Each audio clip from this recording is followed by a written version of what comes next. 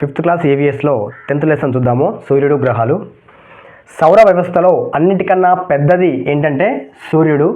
సూర్యుడు అనేది ఒక నక్షత్రం. మిగతా అన్ని నక్షత్రాలాగానే సూర్యుడు కూడా ఒక నక్షత్రమే.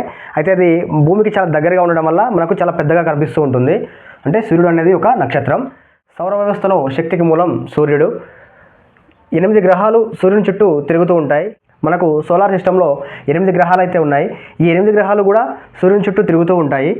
8 గ్రహాలు ప్లస్ సూర్యుడు వీటన్నింటినీ కలిపి సౌర కుటుంబంగా పిలుస్తాం. 8 గ్రహాలను వాటితో పాటు సూర్యుడిని కలిపి సౌర కుటుంబం అని పిలుస్తాము. ప్లూటోని గ్రహంగా పరిగణించడం లేదు. ఇంతకుముందు మనకు 9 గ్రహాలు అయితే ఉండేవి.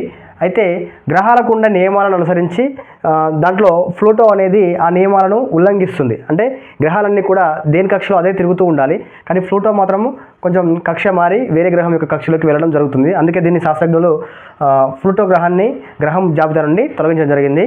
ఇప్పుడు మనకు 8 గ్రహాలే ఉన్నాయి. గ్రహాలు తమ చుట్టూ తాము తిరుగుతూ సూర్యుని చుట్టూ తిరుగుతాయి. గ్రహాలు తమ చుట్టూ తాము తిరుగుతూ ఉంటాయి. అలాగే సూర్యుని చుట్టూ కూడా తిరిగి వస్తూ ఉంటాయి. సూర్యుడి చుట్టూ తిరిగే మార్గం, ఈ గ్రహాలన్నీ కూడా సూర్యుని చుట్టూ తిరిగే మార్గాన్ని కక్ష అంటాము. దేని కక్షలో అదే తిరగాలి. భూభ్రమణము అంటే ఏంది? భూమి తన చుట్టూ తాను తిరుగుతుంది కదా, భూమి తన చుట్టూ తాను తిరుగుతూ ఉంటుంది.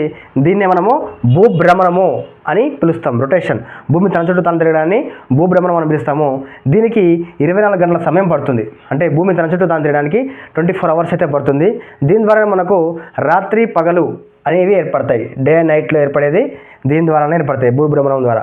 నెక్స్ట్ భూ పరిభ్రమణము అంటే ఏంటంటే భూమి తన చుట్టూ తాను తిరుగుతూ సూర్యుని చుట్టూ కూడా తిరిగి వస్తూ ఉంటుంది కదా, దీన్ని భూ పరిభ్రమణము అని పిలుస్తారు.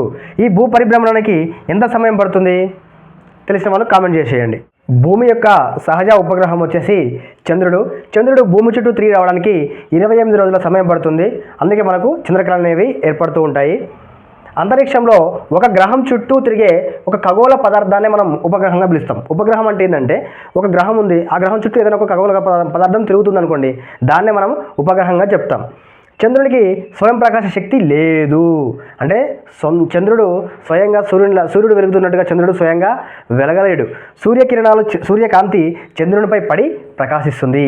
సూర్యుని యొక్క కాంతి చంద్రుని మీద పడ్డప్పుడు మాత్రమే చంద్రుడు ప్రకాశిస్తాడు. అంతేగాని చంద్రుడు స్వయంగా ప్రకాశించలేడు. సూర్యుని నుండి గ్రహించే కాంతిలో మార్పుల వల్లనే చంద్రకళలు ఏర్పడతాయి. సూర్యుని నుంచి వచ్చే కాంతిలో మార్పుల వల్లనే చంద్రకళలు అనేవి ఏర్పడతాయి. అంటే చంద్రుడు భూమి చుట్టూ తిరుగుతున్నప్పుడు దాని యొక్క ప్లేస్ మారుతూ ఉంటుంది కదా, మారుతూ ఉన్నప్పుడు సూర్యకిరణాలు చంద్రుని మీద పడే ప్లేస్ కూడా మారుతూ ఉంటుంది. సో మనకు చంద్రకళలు అనేవి ఆ విధంగా ఏర్పడతాయి అన్నట్లు.